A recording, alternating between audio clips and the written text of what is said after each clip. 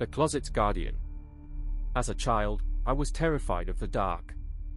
One night, I heard a faint creaking sound coming from under my bed, something that kept the closet door shut for me. Years later, I found out its purpose. It was a normal summer evening when I was around 10 years old.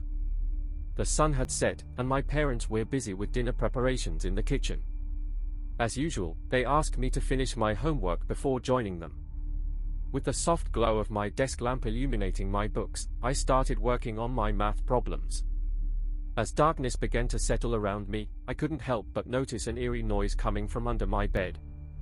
It was a faint creaking sound, like someone or something trying to move quietly.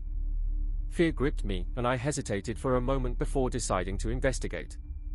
Carefully lifting the edge of my blanket, I peered beneath.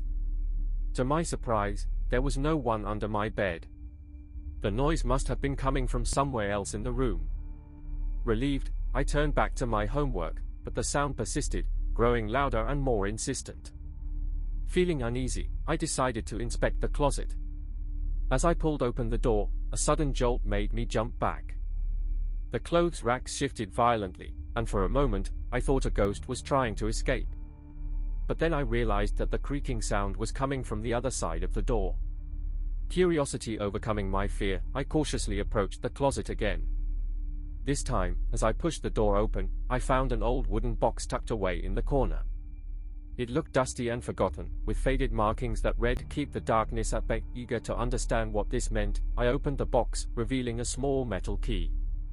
The moment it was exposed, the creaking sound ceased, as if the box had been holding back some unseen force. As I stood there, frozen in wonder, I noticed something peculiar. The air around me seemed to have changed, becoming slightly colder and more still than before. It was as if a weight had been lifted from the room. I took a step closer to the box, my heart pounding with excitement. What could this key unlock? Was it a secret passage or a hidden treasure? My mind raced with possibilities, but I knew I had to be careful not to disturb whatever was contained within. Years later, I learned about the supernatural from various urban legends and horror stories. It became clear to me that the closet's guardian, the mysterious being contained within the old wooden box, had been protecting me from the darkness all those years ago. And now, as an adult, I can't help but wonder what might have happened if I hadn't found that key. I often think about that summer evening and the strange occurrences that took place in my room.